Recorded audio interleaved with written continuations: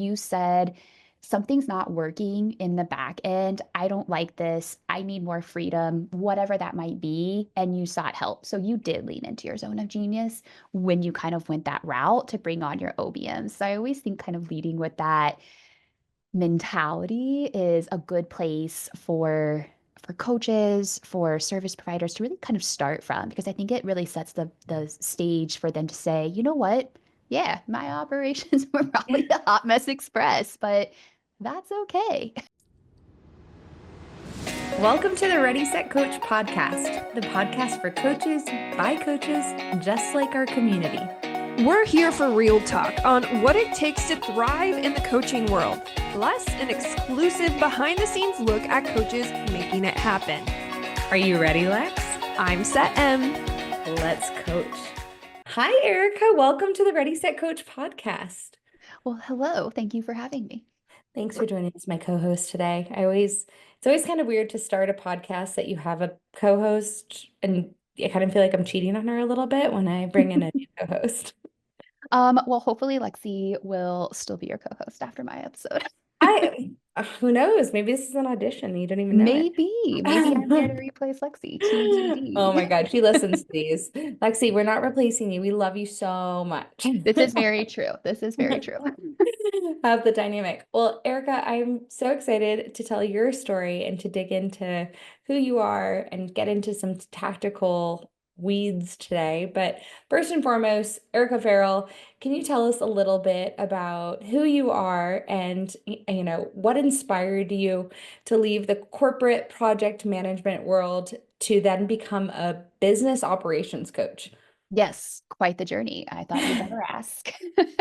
So, yeah, what the introduction, right? So I'm Erica. I am a certified OBM as of now, and I'm kind of branching out into taking all of those skill sets that I've learned through that entire journey and starting to give that back to coaches and give that back to entrepreneurs to really set up their business for success in the way that I wish businesses were whenever I started working out in that industry. Uh, Totally. yeah, so my journey, it really started in corporate project management. What I found in that journey is that I really loved the strategic problem solving aspect of it. But like most entrepreneurs, I'm sure will resonate with this. I just felt like there was a restriction of a lack of autonomy, right? So I knew that the trajectory that my career was on was not right for me, but I knew that the skill sets I had, I absolutely loved, and I loved sharing them. So I sort of left that corporate burnout phase. What I was finding in that role, honestly, is really what led to some of my core beliefs as an OBM and as an operations consultant as well, is that we were viewed as butts in seats, not the subject matter experts in our role. And that really changed the framework for what does autonomy mean to me and how can we let our operational systems support our roles versus like constraining us into a box. So um, I took a leap of faith. I quit my corporate project management career and literally had absolutely no idea what I was doing. Would I recommend that to anybody else? Probably not. It was something that I am most proud of and really set the stage for me to build a foundation of philosophies and methods that I think are proven and work. So when I left, I took this progression since I had absolutely no idea what I was doing. I landed into the world of virtual assistants. It was honestly a natural progression, I think, going from a project manager into a freelance career who wanted something new, but had that skill set to bring to it. So after I became a VA, I kind of slowly progressed as a freelancer. I kind of took that VA role into becoming an EA. So I was an executive assistant, doing a lot more hands-on work with CEOs. Then I started becoming their chief of staffs. I was leading their team of VAs while still supporting the CEO in that vision. And then I recently decided to take that one step further and said, it's not just about team management, but let's actually advocate for the business, and I became a certified online business manager. And honestly, the reason behind all of that was so I could share all of my learnings and my methods with the entrepreneur community. And I feel like online business managers, we all know what project managers Mhm. are or VAs and EAs, but OBM is still kind of a newer term. And I remember Very. I had a client who, on our first session, she's like, I'm an OBM. And I was like, Googling at the same time. I'm like, What yay, I is know what that? that is. So, for those that might not be privy to understanding OBM, can you dive into like what is an OBM and what's the work that they typically do? Yeah, absolutely. And you're not wrong. It's definitely a newer term. And honestly, I even had a hard time kind of learning what it was. And once I kind of learned what it was, I said, aha, that's Mhm. it. That's the trajectory, the direction that I want to head into. So your OBM, it stands for Online Business Manager. We're the operational heartbeat of that growing business, right? We're part project manager, we're part chief of staff, we're part business Mhm. consultant, data analyst, process guru, really jack of all trades, if you will. Yeah. But our main primary focus is to be that missing piece that helps your CEOs, your entrepreneurs transition from doing everything themselves to confidently stepping into their CEO role. So I really like to compare an OBM to a VA, honestly. And Mhm. unlike a VA is going to be someone who just kind of handles those specific tasks. So you're still really in that strategy seat, operationally speaking, as a CEO. You're still really guiding every single operational decision. Which projects are we doing? I'm doing all the project management, I'm doing all the goal planning. Your VA is just really there to be your executor, right? Your OBM takes ownership of your entire operational ecosystem. So they're lifting that mental capacity off of your Mhm. shoulders, not just the physical time capacity that a VA does. If you're listening to this show and not in the Ready Set Coach community, what are you doing? Seriously, our members have found clients, collaborators, accountability buddies, and best friends inside our community. It's super simple to apply. Hit pause and visit readysetcoachcommunity.com today. See you inside. Cheers. I feel like they're definitely the backbone of your business in terms of making sure the naggy mom, like making sure all the things get done and steps get taken care of, like from running payroll to, I don't know, even overseeing like a virtual assistant. Yes, yes, that's going to be that chief of staff that's starting to come in. Yes, yes, And yes. I mean, it makes sense, like your trajectory and where you went with it. So, to that same vein, I love this transition that you're going on in terms of being then a business operations coach. So, and so many coaches and so many business owners, but in this vein of coaching world that we're talking about, so many coaches feel so overwhelmed about their back end operations. And yes. I'm sure, I'm sure in your experience looking at people's back end operations, you're like, oh Jesus, this is a hot mess express, or like they could be working so much smarter, or they could be working a lot more intentionally than they actually are. So, why do you think it is that coaches in particular really struggle to delegate or to hire help?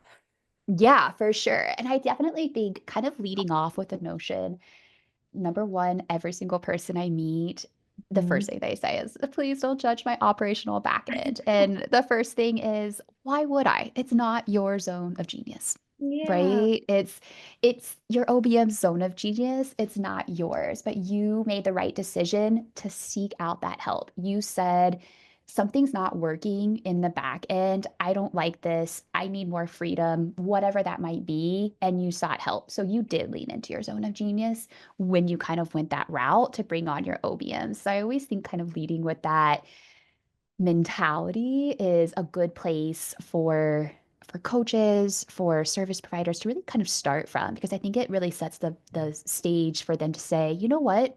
Yeah, my operations were probably a hot mess express, but that's okay. That wasn't what I was meant to do in the business. And so I think really what happens, there's sort of this phenomenon I think that happens with coaches.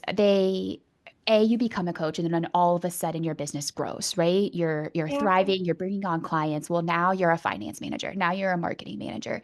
Now you need to bring on a VA and you're a people manager. You're HR, you're IT, you're all of these things. And in Mhm. reality, you just wanted to be the coach of your own world, right? You wanted to kind of just be that coach.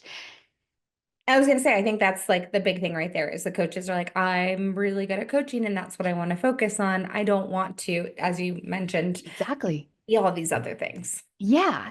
So I think when they start looking at, which the virtual assistant industry is also something that I super advocate Mhm. for. And I should definitely note that that's also another big reason why I want to lean into coaching coaches through their operations, Mhm. is to advocate for VAs because they're such a powerful asset to your business. And so I think that coaches specifically see, ooh, I can bring on a VA to help, right? So they just kind of look at that as like that extra pair of hands. If I can hand off payroll, if I can hand off client invoicing, if I can hand off data tracking, client onboarding, what have you, then the problem will be solved, right? But that's quite the opposite. So Mhm. usually what ends up happening when you're just like, I need a band-aid fix, I need to take this process and give it to somebody else to own, what I find is that you've got that lack of like no foundational systems. So Mhm.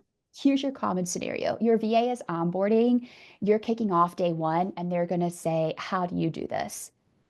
Crickets, right? It's you don't even know, you do it different every time.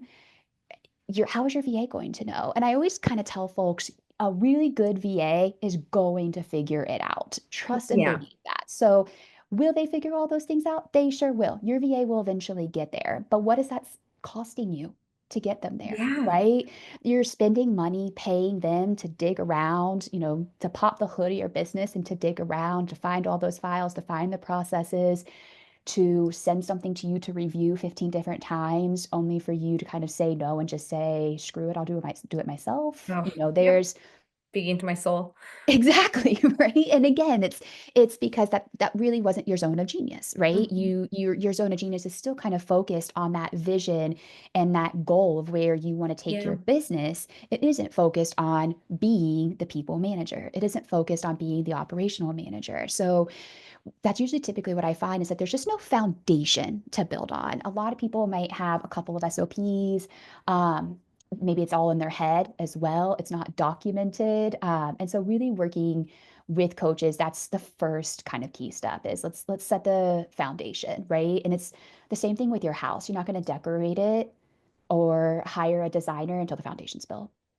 And for those that are like, wait, I've heard of SOPs before. So those are Mm. systems of procedures. Standard operating Standard operating procedures. procedures. I always say call them systems of procedures. My bad. Standard operating procedures. So that means taking the way that you post your post on Instagram and documenting step by step, like what filter you use and how you crop it and what pictures would be appropriate versus wouldn't be appropriate, and Exactly. making it like so user friendly that there leaves very little room for questions or error.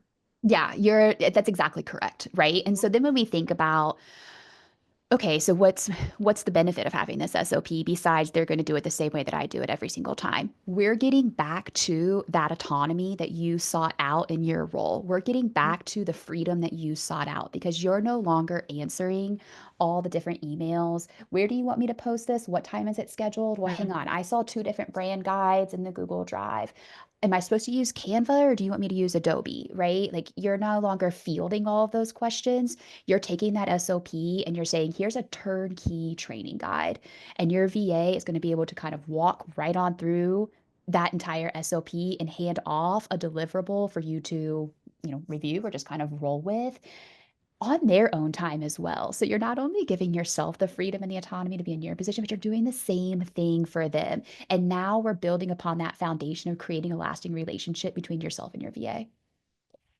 Genius. And I think that's why it's so helpful rather than you just cold hire a Mhm. VA, hire someone like an Erica or Erica in particular to help you understand, help you maximize both that bridge between the hiring and also managing, because, a lot of individuals, especially coaches, maybe they haven't been managers before, or they're not really good at communicating their needs and desires. So, Erica, I know that you work with clients and you also have this really cool quiz called the Yes. Operational Style. Um, so what should we do? Like, what are the next steps in terms of where should our listeners find you? Should they take the quiz? Where should they go? The quiz. That is the number Okay. one thing. And correct me if I'm wrong, Emily, we will put a link to that maybe in the show notes Very for well, Skip. Mm-hmm. for everybody. Starting with the quiz. So yes, it's a quiz to uncover your operational style. So hey, Erica, why am I starting with a quiz to work with you? That's the first thing that we're going to do whenever we work together, regardless. And there's a reason for that. So I really believe in people first systems. Again, we're coming back to my personal North Star, which is guiding my philosophy and methods for everything that I do, right? My philosophy or my North Star was to have freedom. I did not want to be chained to emails. I didn't want to be chained to my desk. We're all visionaries, and let's be real, our visions come to us in the shower. They come to us when we're driving. They come to us Sure at do. all moments of the day, and they are unplanned. We just get them, right? So, leading with that operational style quiz is going to show you who you are naturally in operations. How do you naturally digest information? How do you naturally communicate? How do you naturally want to operate within your business, within your team first, right? Are you a super structured person? Are you somebody who kind of goes back and forth, right? You like a little bit of structure, but you want to have some flexibility in that. Mhm. Or, more power to you if you're one of those people who lives by deadlines, right? You're like, I'll do it the day before. That's not me, but more power to you. And some people thrive in that area. But knowing that is going to help you with any operational problem that you have. And really the reason to lead with that is because you don't want to take somebody else's systems or even their SOPs and copy and paste it as a template into your business. It was meant for them, it's not meant for you. Yeah. Oh my gosh, Erica. Well, this podcast could be like a 4-hour podcast, but we unfortunately have to wrap up. Erica, so what's the best way? We'll drop your Instagram, we'll drop the quiz in the chat. Um, Yes. when we wrap up on the Ready Set Coach podcast, we always give homework. So my homework to y'all is to do this quiz. I think this is the best next starting point, and it'll let you know if you're ready to also hire a VA, OBM, take your next step. But Lex and I like to do a little singing when we wrap up. Oh, goodness. Well, then, Lex, you might still have a job. She's back in. Okay, so we're gonna wrap up. And so thank you all for coming, and we'll see you the next time on the Ready, Set, Coach podcast. Oh, Erica's a hard no on the singing, guys. All I told right. you guys, Lexi still needs a role. This is me giving her job security in that. Job security is had. Thank you so much for all your wisdom, Erica, and we'll see you the next Thank time. you. Yes. Bye. If you're enjoying the Ready, Set, Coach podcast, please leave a review wherever you are listening. For more information about Ready, Set, Coach, visit readysetcoachprogram.com.